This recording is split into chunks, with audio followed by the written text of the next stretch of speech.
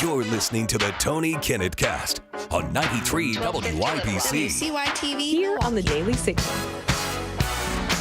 Good evening and welcome to the Tony Kinnett Cast here on the Daily Signal, nationally syndicated and first on 93 WYBC. This evening, not in the usual studio, but here in our nation's capital. And I'll get into a little bit of why I'm here later. We got to get to the top story. Hillary Clinton is in deep sludge.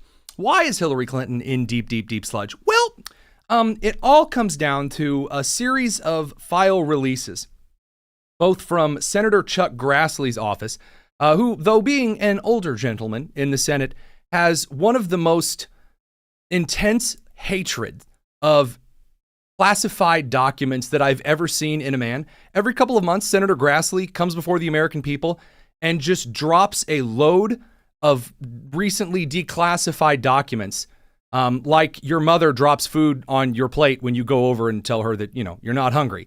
That's Chuck Grassley. He's like, you don't want any declassified documents? Too bad. Here's yet another truckload of declassified documents. So what are these documents out there? Because Kash Patel has weighed on this as well.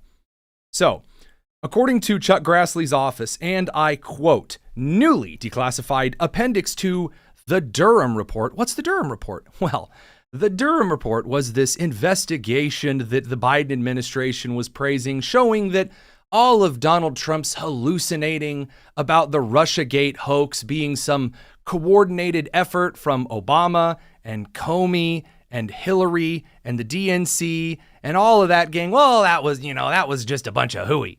And then you had her swore before Congress, I promise this is all true. Well, wouldn't you know, a new appendix to the Durham Report shows that not only did the Hillary Clinton campaign fully fund this Steele dossier that said that Donald Trump liked urine from Russian prostitutes and other very weird Mad Libs that only a junior hire could write in fan fiction, but also that Hillary Clinton worked with, I almost can't believe this, but I really quite can. Hillary Clinton not only greenlit the smearing of Donald Trump as a Russian asset. Again, I know I'm very surprised by such corrupt action from Hillary Clinton. When the Rolling Stone releases an article saying somehow Americans, according to the polling data, think Democrats are more corrupt than Republicans. How could this be? Shocking.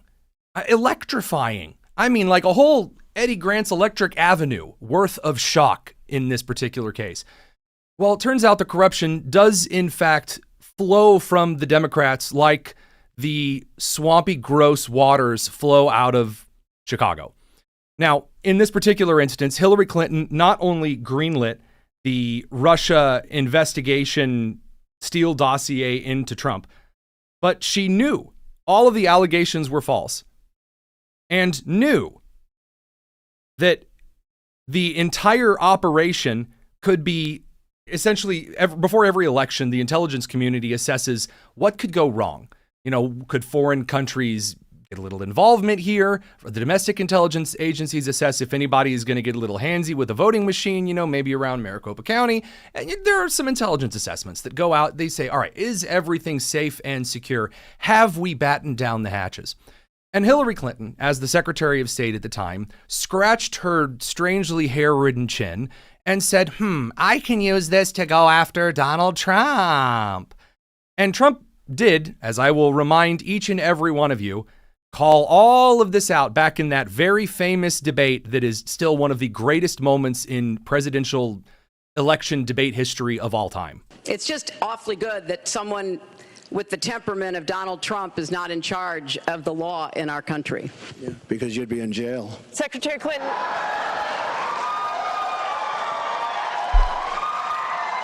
And then Anderson Cooper. Remind the audience to please not talk out loud. Please do not applaud. You're just wasting time. I love that so much. Anderson Cooper, please don't show that you don't care for Hillary Clinton. You're supposed to pretend that she's amazing and wonderful and that she always follows the law and crosses her T's and dots her I's and doesn't, leave U.S. troops to die.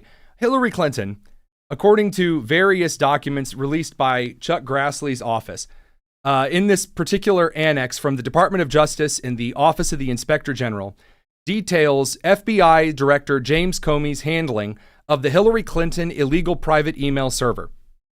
Essentially, what these documents show is that not only did Hillary Clinton directly greenlight this falsification of evidence in order to hurt Donald Trump, Hillary Clinton pushed the Steele dossier and the entire Russia election for Donald Trump hoax in order to direct public attention away from the Hillary Clinton email scandal. So as you will recall, there was a major scandal going on at the time because in the Obama administration, there was just scandal after scandal after scandal after scandal after scandal. And one of the major ones was that Hillary Clinton was storing a ton of private government documents, not just related to, here's this trade deal I wrote up between me and a foreign leader. Look at it. Isn't it just the best you've ever seen? I kept a copy of it at Mar-a-Lago because I'm just so proud of it. And also, look, this is the kind of underwear that the Imam of Iran is wearing in case we ever wanted to drone strike him. That's the kind of stuff that Trump would keep. And you'd have like George W. Bush. What kind of documents would he keep? Oh, here's the baseball that I used down in Texas. That's the kind of stuff George W. Bush, I know, terrible George W. Bush impersonation. Give me a break. What kind of stuff did Biden keep? Well, a lot more sensitive stuff, according to his ghostwriter. But Hillary Clinton's documents that she was keeping on private servers, and now that we know was leaked to the Kremlin itself, that major scandal that should have had James Comey indicting Hillary Clinton for such crimes if no one was above the law. Well, according to these documents, it just so happens that emails show that, Hillary Clinton advised, along with James Comey, that they push this Russia situation so that no one's going to care very much about Hillary's emails. Now that is some obstruction of justice stuff. Pretty wild. And by the way, in case you're wondering out there, for the boys, girls, and squirrels, how much hay the Democrats would make over a fake and seditious false intelligence report that was pushed to obstruct justice and the normal operations of the federal government over the next 4 years, I got a little reminder for you. The Russian government has engaged in espionage against Americans. There are some tax experts in Silicon Valley who say that maybe what they'll do this next time is to really disrupt the actual election. Are you surprised Donald Trump's admiration for Vladimir Putin? I'm surprised and I'm deeply disappointed. The latest accusations about them conspiring with Russia, or it's what a classic authoritarian does. They have hacked American websites, American accounts. Vladimir Putin himself directed the covert cyber attacks against our electoral system, against our democracy. The Russians, I think they're trying to help Trump. I think it's quite intriguing that this activity has happened around the time Trump became the nominee.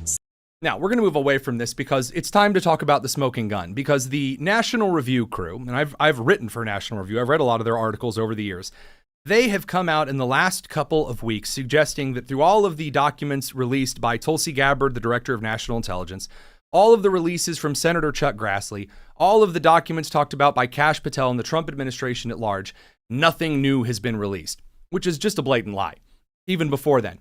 But here we actually do have what is considered the smoking gun that should, in fact, result in the indictment of Hillary Clinton for sedition. The indictment of Hillary Clinton for violating the Espionage Act of 1917 in multiple places, as well as about every single obstruction of justice clause that we have in federal law. According to an email from Leonard Bernardo. Now, you're like, who is Leonard Bernardo? Oh, well, he was a director of open source, a major George Soros nonprofit, NGO nonprofit that aided in a bunch of Hillary Clinton stuff. Because, of course. July 27th, 2016. Hello, Hillary Rodham Clinton, abbreviated HRC, approved Julia's idea about Trump and Russian hackers hampering U.S. elections. That should distract people from her own missing email, especially if the affair goes to the Olympic level. Olympic, that's again, a dual reference there. The point is making the Russia downplay a U.S. domestic issue. Say something like a critical infrastructure threat for the election to feel menace, since both POTUS and VPOTUS have acknowledged the fact that intelligence would speed up searching for evidence that is regrettably still unavailable. You say, Tony, why does this matter? A George Soros email that is in the possession of the federal government and the intelligence communities that was excluded from the Durham report. This is a major smoking gun. Because if this guy is sending these particular emails around saying, look, I know we don't have any evidence. I know we don't actually have anything to go after Trump for. Let's make up something. And this is in July of 2016. Trump hasn't been elected yet. So we still have to go through all of the Steele dossier situation. We have to go through all of the election nonsense. And then we have to get to James Comey, who, knowing that there was a false intelligence report, CIA director at the time, John Brennan, writing a false intelligence report, though the intelligence community, upon promptings like these from Hillary Clinton, found no evidence that Russia preferred Trump in the election. No evidence whatsoever that Putin was angling for Trump. Instead, they found evidence that Russia was withholding information that was damning about Hillary Clinton, that she was on daily tranquilizers and was extremely depressive and hyper-emotional. That, man, all of that appeared to be a sham. Comey knew it. He went along with Brennan to manufacture a major scandal at the beginning of the Trump administration, all to hamper the results of the 2016 election, to undermine the American constitutional process of the peaceful exchange of power. It is a direct and overt violation of federal law in multiple places. There's no way you can slice or dice it. For all of those who have said, well, why isn't a smoking gun and anyone in the administration did so?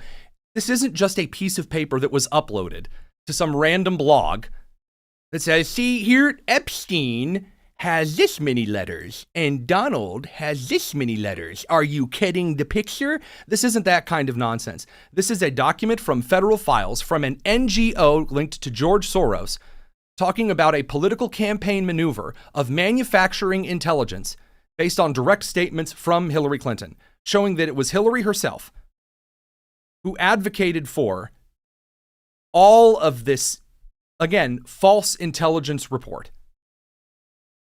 Now, again, a lot of people are saying, well, wake me up when there's convictions. Nothing is ever going to happen. Though I've heard this all before. I wholeheartedly agree with the skepticism. I do, because we haven't seen a lot of things in the past. And there are two reasons for this. If you'll give me just a second here, allow me to explain very, very briefly why it is very unlikely that we had maybe seen something before, but now it's far more likely that we're going to see something here. First of all, I bring you Sean Diddy Combs. The federal government has a bad habit when it comes to indicting people because, I don't know if you guys know this, but federal court grand juries kind of suck. They do. They're not exactly the kind of heavy conviction style juries. They're just not. And one of the key issues that we've seen from a majority of cases, including Sean Diddy Combs, is federal prosecutors who will essentially make the largest and most grandiose charge possible, like racketeering, like RICO, in order to get a guy. Remember, they got Al Capone on tax evasion. Why? Because that is something that the jury could see. They could not look the other way. They had to agree the man had paid no income taxes, yet was reporting some forms of income. Something was a little off. You can't just go after him and say, oh, they're charged with treason. It's, okay, what's your evidence? Well, they said this thing in a debate. And you would be surprised. I know it's shocking that lawyers can get out of things. I know, amazing when, dictionary next to the word weasel, right? But in this particular instance, it is rather important if you are going to go for broke and you are going to bring up someone on indictment charges, they had damned better well be guilty of exactly what you're charging them. You should better be able to point out, without a shadow of a doubt, without an inch of wiggle room, they did the thing. And they should be charged as acutely as possible. Well, they should be thrown away for 80 years. Okay, yeah, I agree they should be thrown away for 80 years, but it ain't going to happen. That ain't going to happen. Well, I want it to. Okay, yeah, well, I would also like a pony. But while we're wishing for things, some things are just going to be left up to Robin Williams as Aladdin's genie. So I sympathize. I do. I want them tried for sedition. I do. Do I think a sedition charge is going to come down? Well, according to a statement from Kash Patel, he does claim that there are going to be a series of at the end of the investigation. So this, again, as a law enforcement officer, you don't just get to go out and play full room prosecutor. here. You don't get to go out and say, we're going to get him, because that's how Letitia James governs the Attorney General's office in New York. That's not necessarily something that you want the head of the FBI doing. Again, the reason the Hoover building has such a bad name is because there were individuals in charge of the FBI who did that kind of crap. So, Kash Patel did say that after he read through the Durham Annex reports, some of these documents of which were filed away in burn bags, he claims. Again, I need to see all the full evidence here, but that is what Kash Patel and the FBI is asserting, that these documents are squirreled away in back rooms. He said, quote, "This revealed a highly classified piece of the Durham report, evidence that the Clinton campaign plotted to frame President Trump and fabricate the Russia collusion hoax. This should be a step towards justice. There will be more to come." Now, you say, Tony, that doesn't exactly sound like some kind of a big, huge sledgehammer promise for maximum justice. You're correct. I'm not out here celebrating, oh, yay, we got him, drop the confetti, get out the party, somebody get the ghost of Bob Barker to bring us all down, dancing down the aisle. No, we're not there. We're not. But as far as the smoking gun to litigate on this particular issue, we now have the actual smoking gun. Even if anything else before was more questionable, this is a considerable piece of interest to the American people.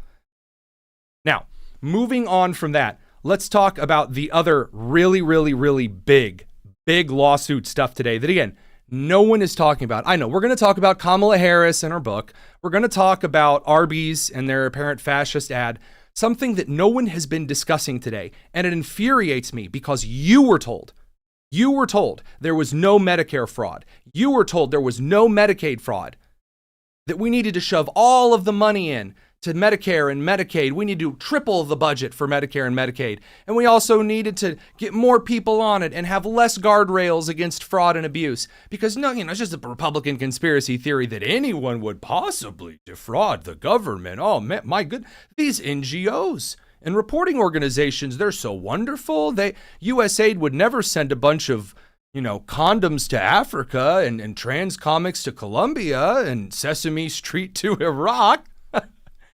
Come on, don't you trust people and how they request money from the federal government? I know that when I was still, unfortunately, an academic at Ball State University, and I was getting my second master's degree that I was wasting money on, and we were practicing grant writing, and at the time, I actually started writing a real grant for the school I was working at, and my colleague was writing for a grant requesting money to fund condom research, prophylactic research for cows. Yeah. And I'm not just talking about actual general purpose. The man just wanted to study the effects of Durex condoms on cow udders. And he got funded for that. So yeah, I'm sorry. Fraud and abuse of the federal grant system and Medicare and Medicaid, that's been going on for a long time. Well, here's some good news for you. According to the Department of Justice, this is just yesterday, the DOJ has announced charges against 324 parties for healthcare fraud schemes. In these parties, and this is only the first of two major charges here, $14.6 billion in false claims to Medicaid, to Medicare, and to other government-associated healthcare programs. Truly one of the craziest things. I think we have the clip here. Yes, we do. Take a look. We are announcing today charges against 324 defendants for their alleged participation in healthcare fraud schemes involving approximately $14.6 billion in false claims submitted to Medicare, Medicaid, and other healthcare programs. In a takedown this large, I can't possibly describe all of the work that went into dismantling each scheme. Now, I do want to take a quick second here and thank Fernando Veloso for being a real pal and tipping us a $50 super chat over on the live stream. We are working on a way to display that on the screen so that it's saved for posterity. Thank you very much for that. Appreciate it. And I agree with you, by the way. A great way to mobilize a group of national individuals who are not in your country to come and survive for a long period of time off the taxpayer is make it easier for them to participate in the fraud for Medicare, Medicaid, and other government services. Again, you were promised, Hakeem Jeffries, he pinky promised that there was not a dime of federal funding going to illegal immigrants. In Congress, in front of the entire American people, we have played the clip before on the show. And now here we are, once again, torn into pieces. Sorry. There are a series of major frauds and abuses that are now being rectified through the Department of Justice. Today, the CEO and medical director charged in $500 million in Medicare and Medicaid fraud schemes. Cayman Barishik and Dr. Martin Perlin operated a website offering free COVID tests. When individuals entered their insurance, the CEO and Dr. Perlin would allegedly then fraudulently bill Medicare. They allegedly billed more than $500 million in claims. And Barishik was paid more than $50 million for his role. So allow me to explain, in this particular instance, what this was like. So imagine that you are stupid and you believe in astrology. So let's say you're going to open up your newspaper and read what some weird, sad, single person looked up this week as the cat lady. And they're like, all right, let's see. Aquarius, this week, you're going to get COVID. That kind of stuff, right? And so these fools operated a website in which you took some kind of apparent COVID test, which I'm not seeing any evidence that they actually sent out testing materials, which, by the way, an incredible Ponzi scheme. To just essentially click here to find out if you have COVID. And then your screen flashes white and black for a few seconds. And then it's like, you have COVID. Thank you for using our services. Again, I was assured that no one was going to use COVID as a way to defraud the American people. No one was going to use illegal immigration to defraud the American people. You were told consistently, that any of this was just not. And by the way, whenever you have an FBI director like James Comey, who would go before the American people and would tell you that, well, I mean, I hear your concerns, but they're just not important. It is the exact same kind of attitude that people like James Comey used, to the exact same kind of logic that was used to say, well, I mean, also, we didn't really tell Trump about the Durham report. We didn't tell Trump about the Steele dossier, anything like this either. We didn't tell Trump about, certain other facts and figures later on. Other members of the Trump administration would refuse to tell him things. This brings us to why I am currently in Washington, D.C. I'm going to tell you a little bit of a story that we can't quite break everything out yet, but it has to do with the Secretary of Commerce. The Secretary of Commerce, Howard Lutnick, is a guy currently wrestling a ton of different trade deals and negotiations. Man's pretty busy. One of the agencies that reports to the Department of Commerce is the NOAA, which is the National Oceanic and Atmospheric Administration. Now, by the way, the reason that the National Oceanic and Atmospheric Administration reports to the Department of Commerce is no one is more concerned about the weather than those who are shipping large amounts of freight and trade. Back in the day, oceanic trade, kind of important. That's why NOAA originally started reporting to the Department of Commerce. Now you know.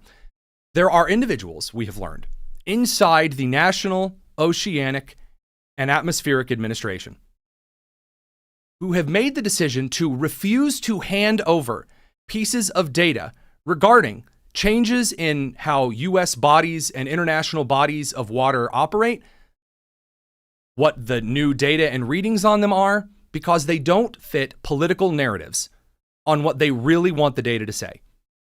Now, I'm not going to go into too much here, and I'm sorry to be a bit of a tease. This isn't in the show description, but since we were talking about telling you things don't matter and lying from inside the bureaucracy, this fits. I am in D.C. in part because we are currently in the process of making sure you are very well aware, that you are very well aware that while the members of the Trump cabinet are currently running around the world tackling a ton of different issues, Howard Lutnick, who again, I've criticized some of his communication strategies, from time to time. Howard Lutnick is also doing his best to make sure that the organizations that report to the Department of Commerce are actually fulfilling their mission. And by the way, if you are a member of an administration and you're working, as whether you're a political appointee or whether you're a civil service employee, whether you're working just as a staffer, you're not allowed to withhold data from senior officials because it doesn't go with whatever theme that you wanted on things like climate change, for example, in the Gulf of America. So we're going to be talking about that in the next couple of days. I want to make sure we get this investigation tied up nice and clean. And by the way, this is also the first that producer Daniel and Nick are hearing about this. So surprise. There's a lot going on, unfortunately, on this particular trip, and we will be very much in touch. As a former science teacher, people lying about scientific data or refusing to provide education data because they really don't like the picture that that data paints, well, I have a problem with those kinds of people. We do here at the Daily Signal, and that's why a lot of our reporting is aimed at showing those of you who don't have the time to steep in the bathwater of politics all the darn day that you get to see the inside just as much as some investigative super whatever at the LA Times, the Washington Post, and then those groups usually omit that data to Americans. Now, let's move on to a couple of big stories that have been talked about a little bit in the last couple of days, but I don't think anyone's really done the full take on this. Kamala Harris has announced that she's not running for governor of California. This is a surprise to a bunch of people. I'm going to be honest with you. I have no idea why this is a surprise to people. Those of you who believe that Kamala Harris was going to go run for the governor of California, I didn't see it. I didn't see it. Kamala Harris sucks at campaigning. And the idea that if you just take a woman and say, oh, she's multicultural and she's wonderful, or you take a guy and say he's articulate and he's totally young and he's not old, and you put him in front of the camera, it turns out that people in America are not that stupid. They see through it.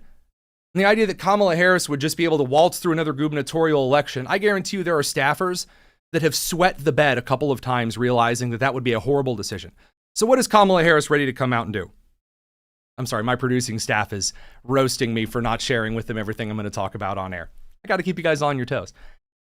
So what did the Kamala Harris team actually decide to do? Well, they're doing what all great Democrat failed politicians are doing. They're going to write a book. Kamala Harris, that's right, ladies and gentlemen, the lady who the significance of time has found the significance of writing.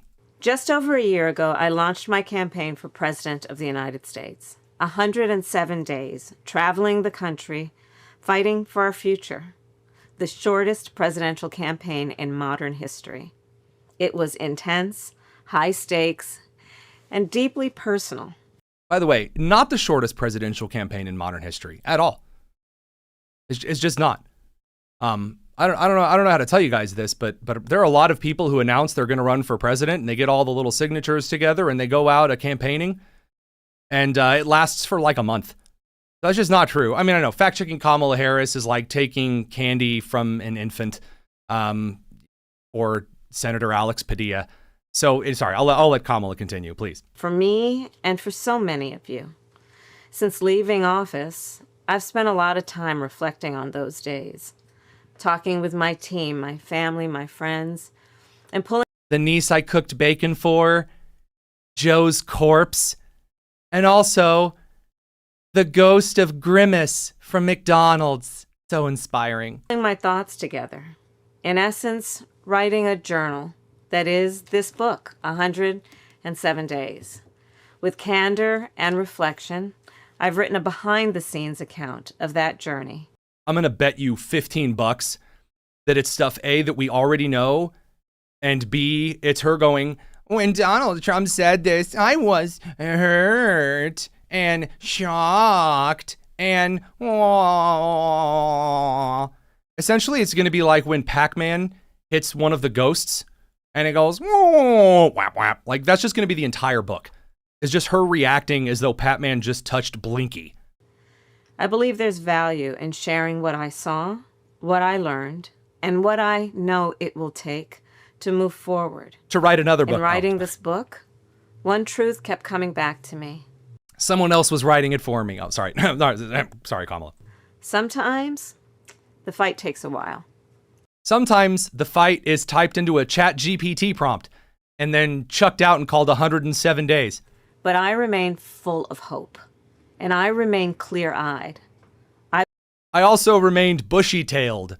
and wet behind the ears and long in the tooth and other popular phrases in colonial American linguistics. I will never stop fighting to never surrender. We'll fight you on the beaches, never surrender. make our country reflect the very best of its ideals, always on behalf of the people.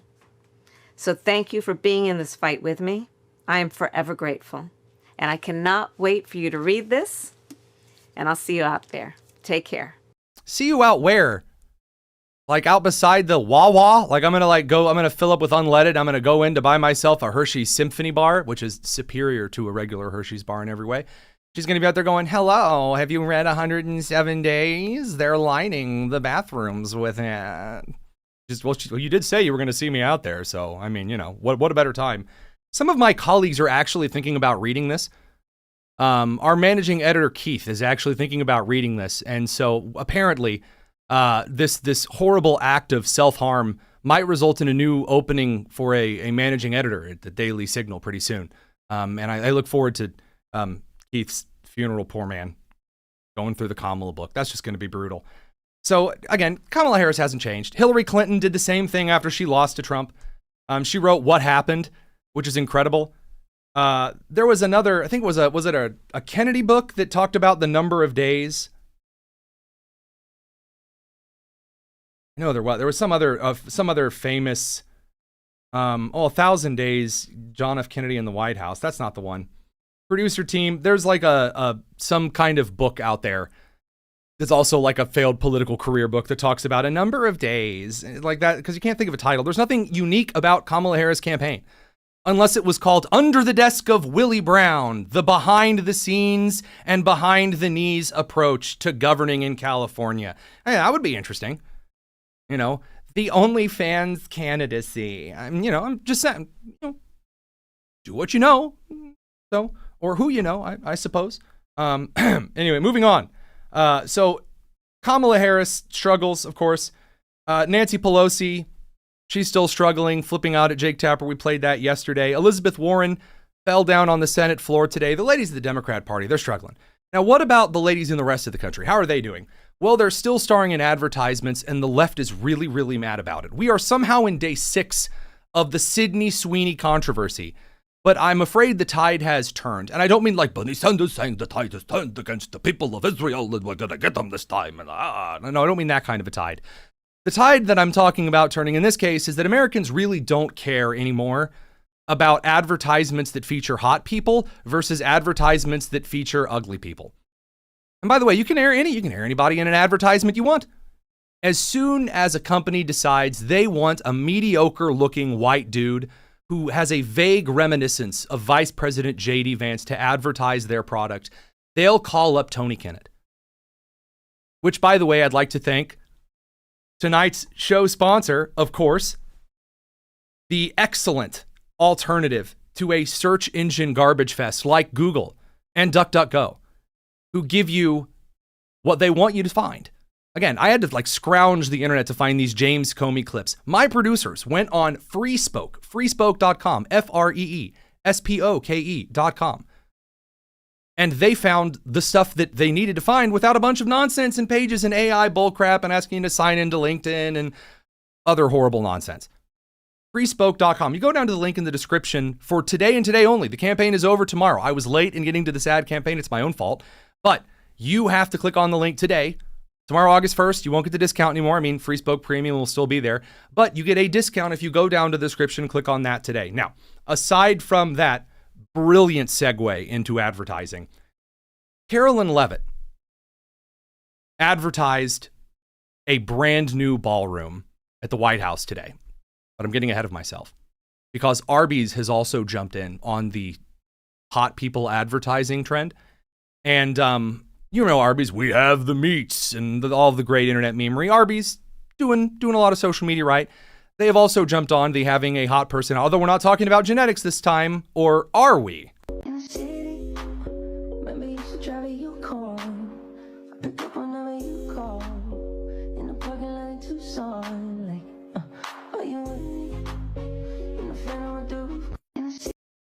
Now, this features Sophie Cunningham from the WNBA. who is a nice-looking young lady who also happens to play for the Indiana Fever. You're like, wow, Tony, did you know that? No, I had to Google that just now. But aside from that, it's a nice-looking person, and she's wearing a shirt for Arby's. And the shirt says, "Hot girls eat at Arby's." Now, I don't know if you know this, but attractive people usually get those genes from their parents. Now, by the way, not Dua Lipa, who's the other? Doja Cat or whatever, did also go after the people that are attractive in ads talking about their genes, and she got really harshly ridiculed for this. We'll have to talk about that a little bit later. But aside from this, I'm also getting roasted from my producers. Why didn't you search Freespoke for Sophie Cunningham instead of Google? I have a really good answer for that. And that is when I typed the WNBA player's name in Freespoke, it laughed at me and said, "Come on, Tony. Nobody cares about the WNBA." So I did try to type in Angel Reese's name, but I missed the search bar. That brings us to Carolyn Leavitt, press secretary. The White House is building something that's really cool. And this is one of the last things I want to talk to you guys about. I'm actually really excited about this. I like two things when it comes to the federal government. Number one, I adore Teddy Rooseveltian foreign policy. Rough Riders up San Juan Hill. We're going to take that land. We're going to run it better. We didn't colonize. You lost it in war. America dominance, triple the defense budget, F-35s, F-22s. Let's go. That's the first thing I love about this country. Basically, any song by Journey or Boston or Lynyrd Skynyrd with gorgeous women, bald eagles, pictures of American scenery, NASCAR, NFL footage, and then American military dominating on the global landscape. That's my first thing that I love about the federal government. I like my tax dollars going to that area. The second area that I really like my federal tax dollars going to is architecture that doesn't look awful. So the Obama Presidential Library, which I don't have a picture of here. You can find a picture of it on Freespoke. The Presidential Library for Obama looks like the, I know our audience is a little bit older than I am. For the younger audience, it looks like Dr. Doofenshmirtz Tower from Phineas and Ferb. You know, Doofenshmirtz Evil Incorporated, that thing. For perhaps the slightly more mature audience, imagine a robotic thumb that has been sheared off in a horrible machining accident. That's what the Obama library looks like. Horrible architecture. I hate it. I don't like it. And by the way, it's not necessarily a party thing. I'm going to level with you. I don't know how much trouble I'm going to get in with the administration here in D.C. for saying this, but I'm just going to be honest.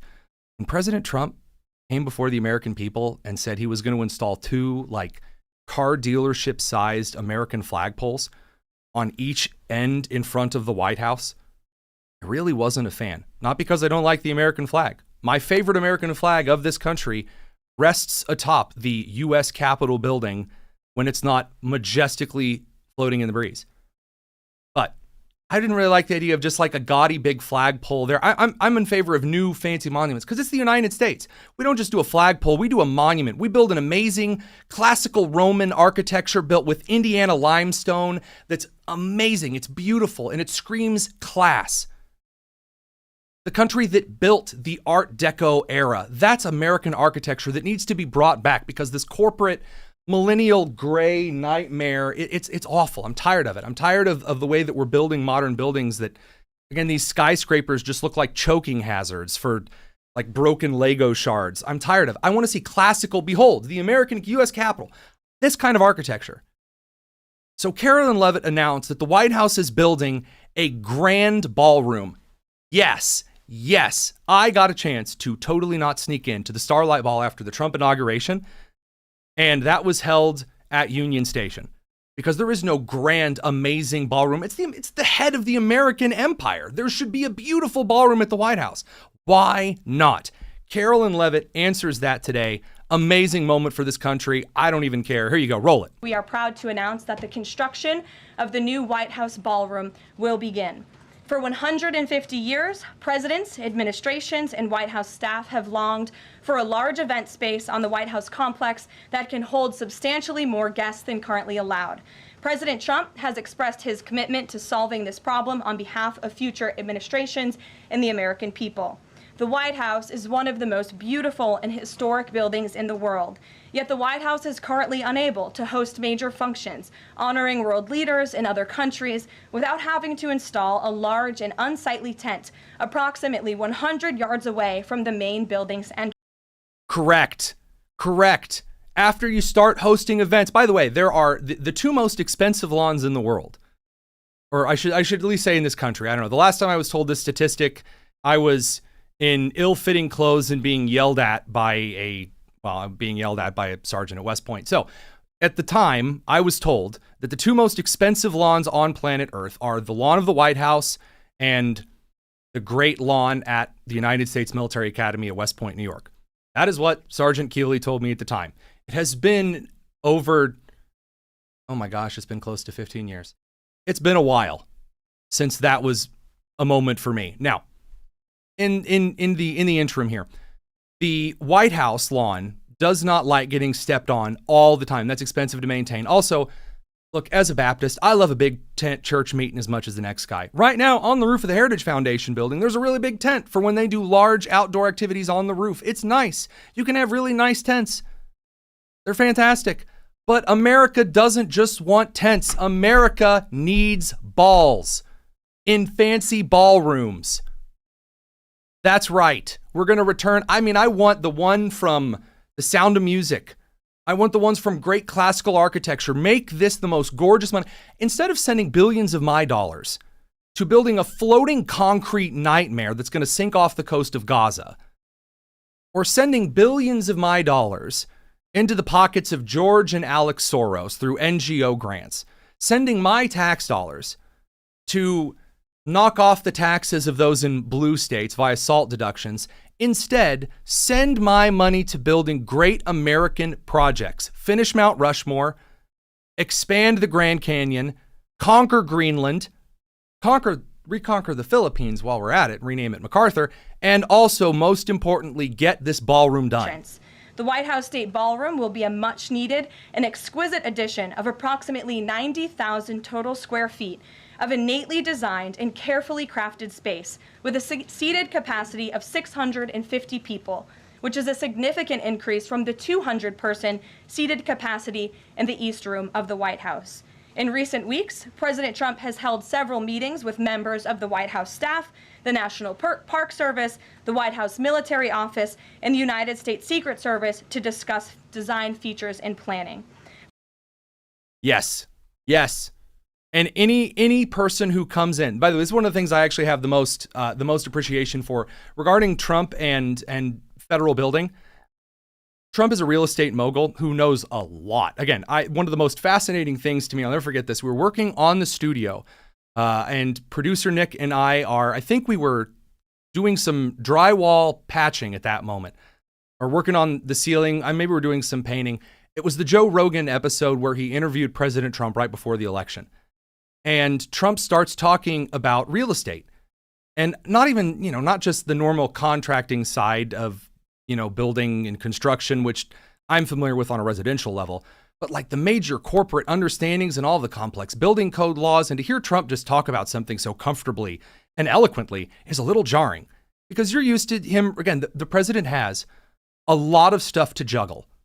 It's one of the reasons that even during the Biden years, every time Biden had a small vocal or verbal slip, that didn't bother me. You are remembering every single thing about your country and the entire world at the same time. Now, Biden had a million other problems that made the dementia very overt. Trump seems to have a pretty decent handle on remembering things. But the way that Trump spoke about real estate and building development impressed me.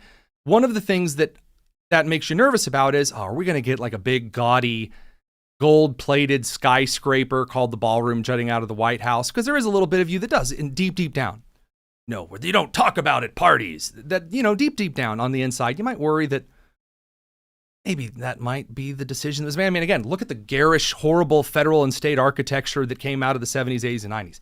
It's possible, but Trump has a reverence for American architecture. He does. This administration, the guys in it, have a reverence for American architecture, classical American architecture. That's what I want to see. And I'm sure all the libertarians will come out. How dare you spend money? More money we don't have. You're spending your money. Buddy, they're going to spend money anyway. Do you want to spend it on transgender garbage in South America? Do you want to spend it endlessly supplying this, that, and the other to other countries who hate us? Or do you want to build a really freaking cool American building that you can take your family to if you had one? I would recommend to my dear friends on the libertarian leaning parts of the aisle that if they're going to spend money anyway, and before you say, well, I'd rather them not spend any money at all, we'll bring you back to the beginning of the show. And while we're wishing for things, I would like a pony. That ain't going to happen. Now, I will offer some praise for the libertarians, and that Representative Thomas Massie of Kentucky has announced that he is going to put a bill together, a resolution to end the Federal Reserve. Hallelujah. Praise ye the Lord. I'm all for it.